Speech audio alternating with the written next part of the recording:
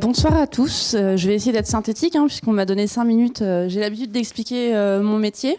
On va essayer de le faire le plus simplement possible. Donc, je suis Florelle, j'ai 31 ans. Je suis Chief Happiness Officer. Et c'est un métier assez bizarre. C'est certainement ce que vous êtes en train de vous dire. C'est ce que je me suis dit la fois où mon patron est revenu de San Francisco en s'étant immergé pendant 2 semaines dans les environnements de start-up de la Silicon Valley.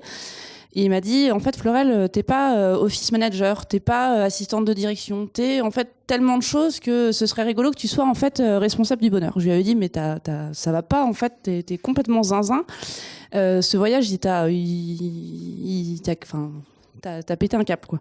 Et en fait, en discutant et en réfléchissant au sens que pouvait avoir mon travail au quotidien dans l'agence, j'ai trouvé ça assez rigolo en fait de porter ce titre et j'en suis fière aujourd'hui, non pas d'être une donneuse de bonheur parce que moi je suis personne pour donner du bonheur aux gens, mais je suis fière de faire en sorte que mes collaborateurs soient heureux de venir le matin au travail, heureux de rentrer quand même chez eux le soir, mais contents de revenir le lendemain. Donc voilà, cet intitulé, il a émergé comme ça de ce voyage, mais avec quand même du sens par rapport aux missions que je peux avoir chez Intuiti. Donc on est une agence d'une 30aine de personnes, on est une agence en communication digitale. Donc voilà, on a quand même un terrain et un champ d'action assez propice à ce type de pratique managériale.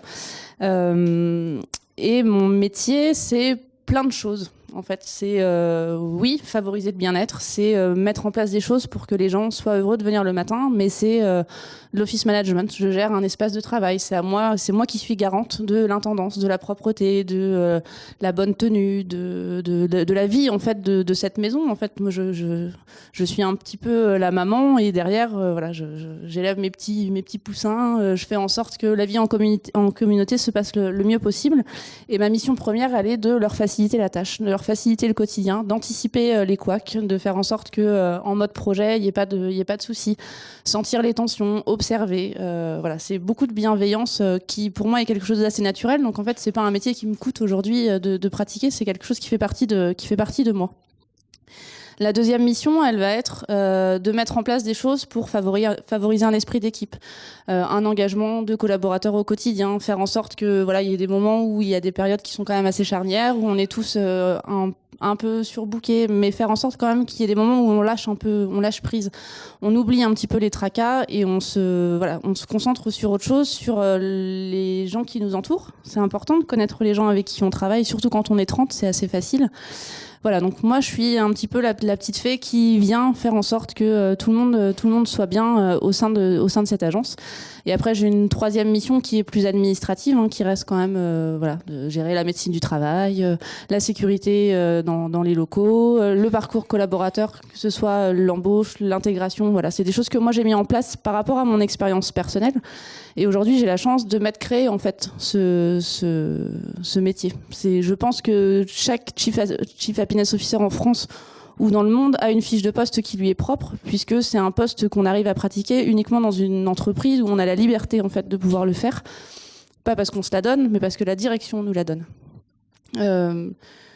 Ça marche aujourd'hui chez Intuiti comme ça marche dans d'autres structures, puisque le premier porteur de ce projet, de cette idée de bien-être, c'est le boss. Moi, je suis arrivée dans une entreprise où il y avait déjà cette notion de bienveillance, de bien-être. On avait envie d'aller boire un coup le soir avec ses collaborateurs. On était content de partir 3 jours en séminaire, même si c'était pas sur notre temps de travail. Voilà, c'est quelque chose qui perdure depuis la création de l'agence, qui a 12 ans aujourd'hui et qui, au final, est assez facile à faire, mais pas facile au final, puisque ça nécessite quand même de tout le temps se remettre en question, de s'affranchir complètement de ses a priori, de se dire que en fait, chaque jour est nouveau, chaque événement va se passer d'une manière différente. Et il me reste 1 minute. donc voilà, j'ai essayé de faire le tour. La finalité de tout ça, c'est quoi? C'est de se dire, bon, je suis content, mes collaborateurs sont contents, la direction est contente d'avoir des collaborateurs qui sont contents. Voilà, ça c'est la première raison et c'est celle qui a fait et qui nous motive chaque jour de nous dire, voilà, on a des gens heureux qui travaillent les uns avec les autres, c'est chouette. Un engagement, bien évidemment, de l'équipe.